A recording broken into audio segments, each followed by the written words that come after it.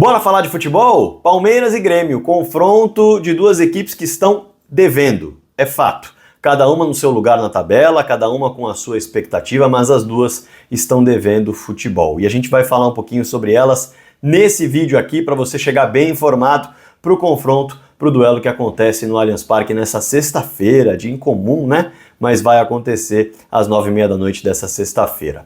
Bom, a gente está falando de um Grêmio que é o 11º colocado do Campeonato Brasileiro contra um Palmeiras que é um 2º colocado do Campeonato Brasileiro. Porém, as duas equipes vivem momentos bem semelhantes. E claro que eu vou explicar aqui nesse vídeo e trazer os detalhes de cada equipe com as suas armas para esse jogo. Mas antes, eu vou me apresentar rapidamente para a galera que está chegando aqui no canal do Fragoso, hein? Prazer, meu nome é Rodrigo Fragoso, eu sou setorista do Palmeiras na TNT Sports e produzo análises em vídeos sobre o clube nas minhas redes sociais. Essa é uma delas. E claro que eu conto com a sua inscrição aqui, hein? Clica no botão inscrever-se, quero chegar nos 100 mil logo, já somos mais de 60 mil. Além disso, clica no sininho, já ativa a notificação para receber toda vez que pintar um vídeo. E claro, clica no botão do hype, clica no botão do like também, que é muito importante para o canal. Evidente que eu espero um comentário seu aqui embaixo sobre o tema do vídeo.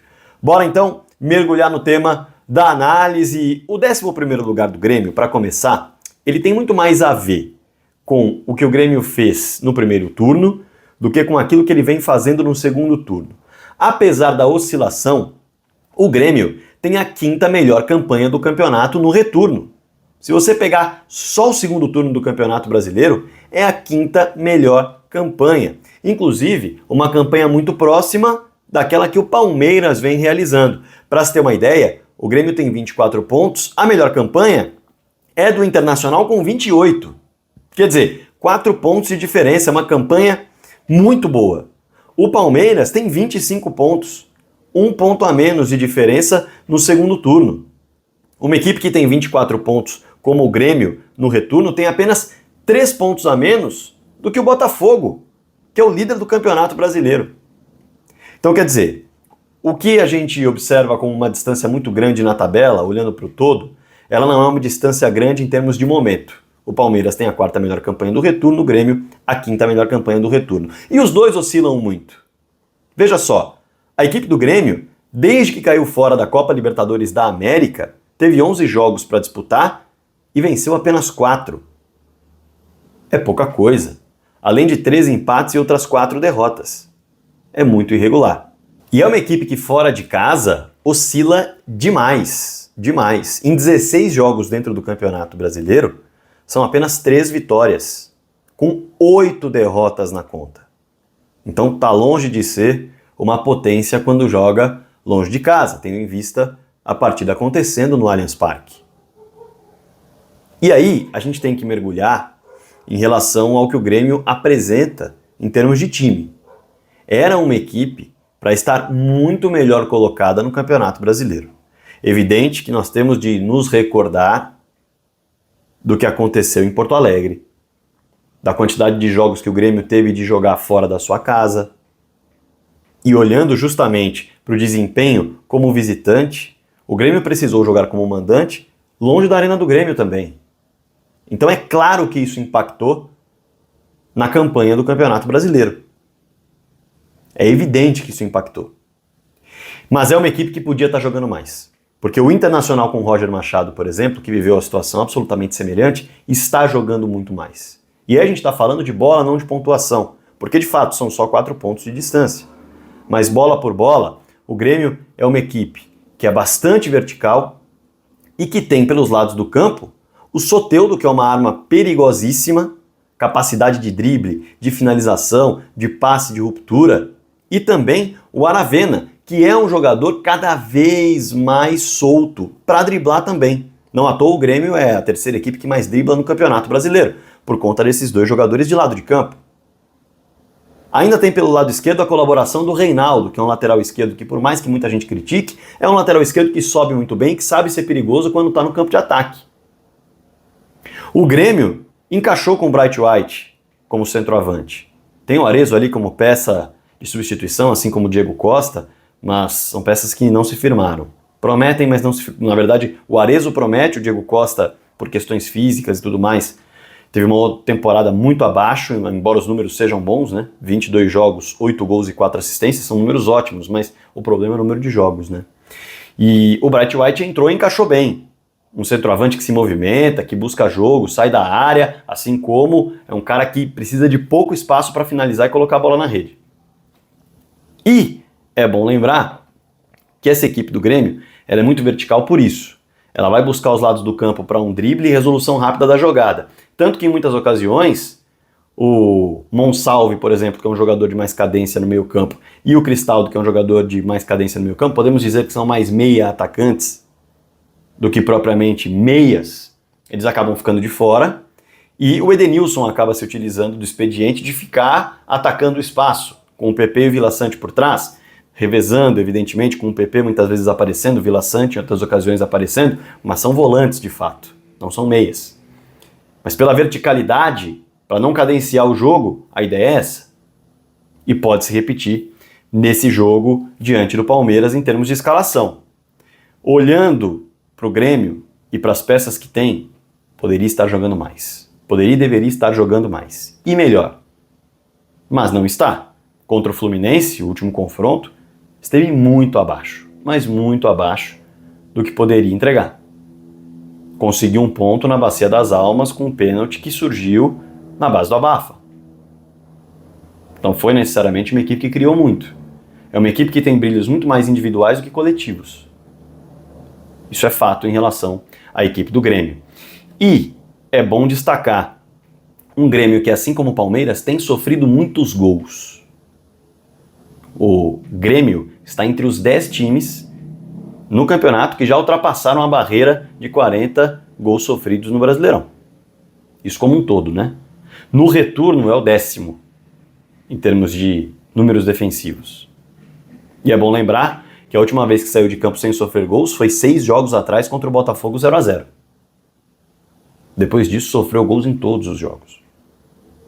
Um problema que o Palmeiras também está sofrendo, mas é bom lembrar que em contrapartida, o Grêmio passou em branco em somente 3 dos últimos 11 jogos. Estou pegando os 11 jogos que aconteceram depois da eliminação na Copa Libertadores da América, com foco absoluto no Campeonato Brasileiro. Então é uma equipe que sofre muitos gols, é fato, mas também é uma equipe que está sempre balançando as redes. O Palmeiras tem um quê parecido, né? Quando a gente olha para o momento, é um time que está sofrendo muitos gols e era a melhor defesa do Campeonato Brasileiro. Agora está um gol atrás do Botafogo. Mas era a melhor defesa do Campeonato Brasileiro. O problema é que sofreu 7 gols nos últimos 3 jogos. E sofrendo muito com segunda bola.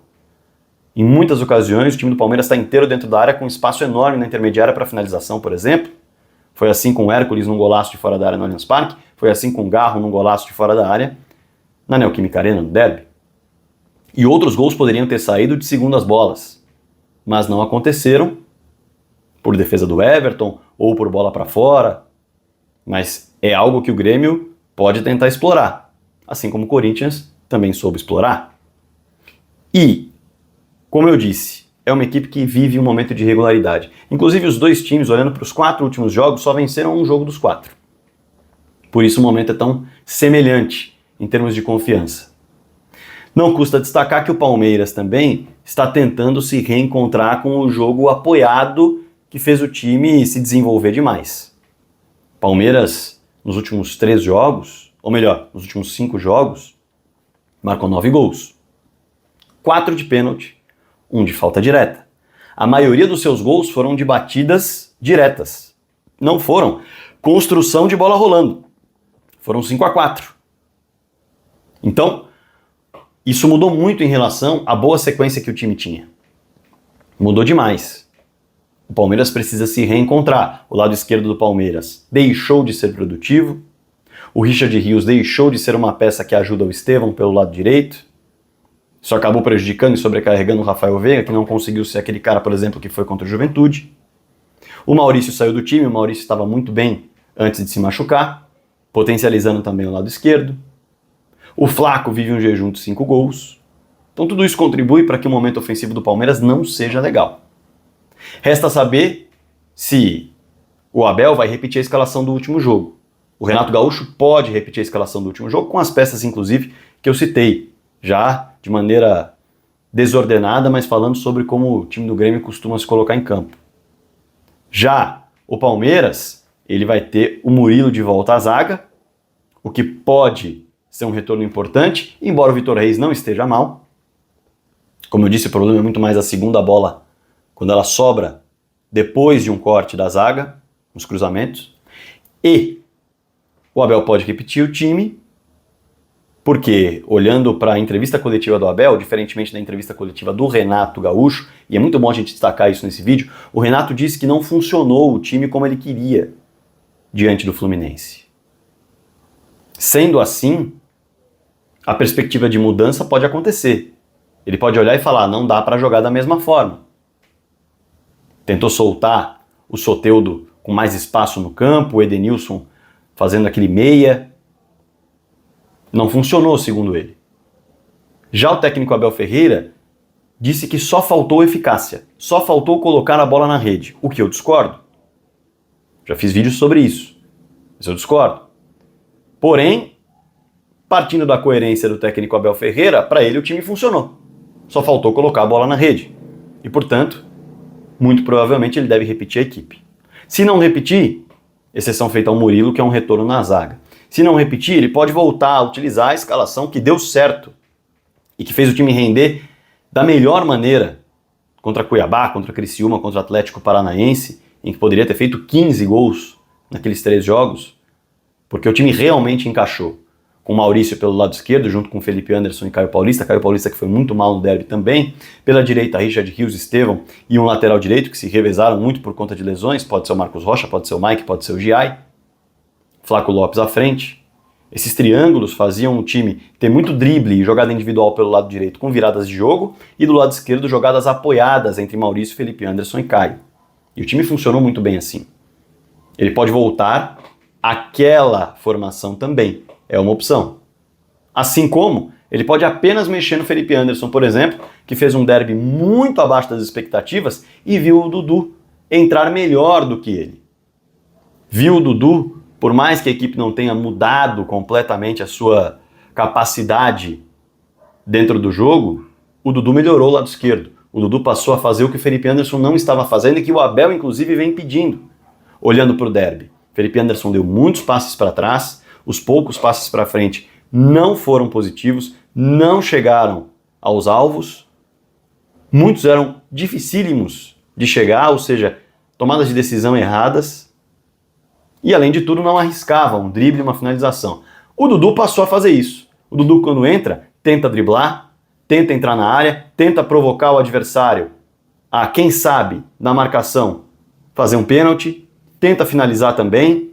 Ele de fato produz do lado esquerdo algo que o Felipe não estava conseguindo produzir. Pode aparecer essa mudança. Assim como o Maurício também pode ser uma peça que entre no time. Porém, repito, o próprio Richard Rios não foi bem, mas o Zé Rafael foi pior ainda no confronto anterior contra o Fortaleza. Então ali também engessado para mexer. Porém, como eu disse, o Abel entendeu que o time foi muito bem, criou bastante, eu discordo, e faltou ser eficaz. Portanto, a expectativa é por uma mesma escalação. Em relação ao Renato, embora tenha condições de repetir a escalação, a entrevista coletiva foi de um técnico insatisfeito com o que viu em campo e dizendo que não funcionou da maneira como imaginava. E, portanto, já é possível que gere alguma mudança dentro da formação inicial.